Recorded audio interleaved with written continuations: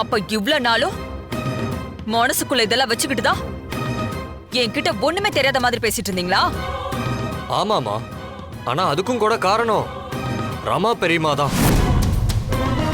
எந்த சூழ்நிலையிலயும் உங்க மனசு காயப்படுத்திடக்கூடாதுங்கிறதுக்காக அவங்க சொன்னாங்க. அவங்க வார்த்தைக்கு கட்டுப்பட்டு தான் நாங்க அமைதியானோம். ஆனா இதுக்கு மேல அப்படி இருக்க முடியாதுமா. நீங்க பெரியம்மாவை ஏமாத்தி வாங்கின சொத்துல தான் நாங்க வாழ்ந்துகிட்டு இருக்கிறோம் நினைக்கிறப்போ நிஜமா உடம்பெல்லாம் கூசுதுமா, அவமானமா இருக்கு.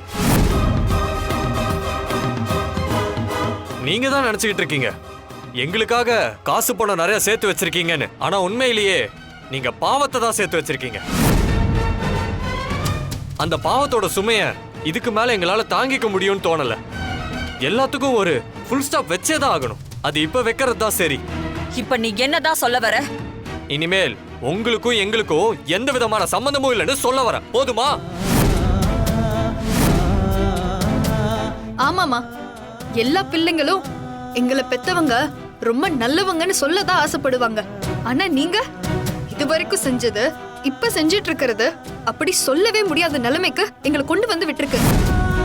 இதுக்கு மேல உங்க கூட இருந்தா என்ன, இல்லனா என்ன?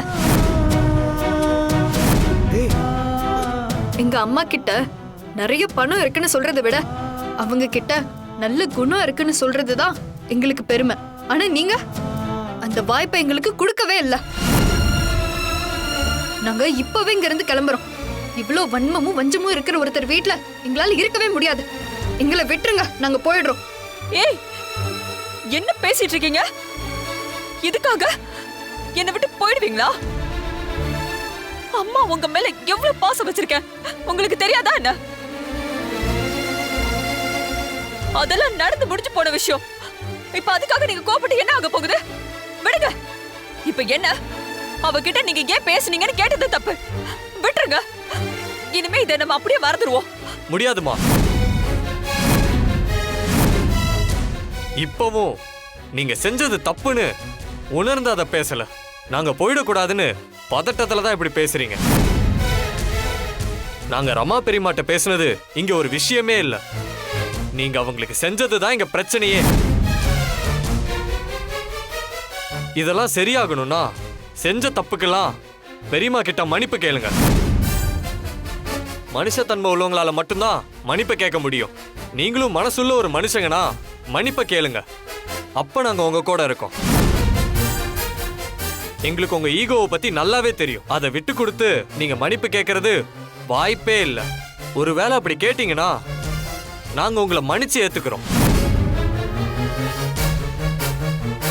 இதுக்கப்புறம் இந்த வீட்டுக்குள்ள நிக்கிறதே எங்களுக்கு பிடிக்கல. கீதா, கிளம்பலாம். அருண், போயிடாத அருண், ப்ளீஸ் அருண். இல்லம்மா, என்னை விட்டு போகாத அருண், ப்ளீஸ். கையை விடுங்கம்மா. முடியாதுமா. ப்ளீஸ் அருண். முடியாதுமா. அருண். கீதா, விடுங்க. அத கேளு ப்ளீஸ். அம்மா, விடுங்கம்மா. போகாத ப்ளீஸ். விடுங்கம்மா, முடியாதுமா. விடுங்க. ப்ளீஸ் கீதா. என்ன விடுங்க. கீதா. அருண். நில்லு கீதா. என்னை விட்டு போகாத கீதா.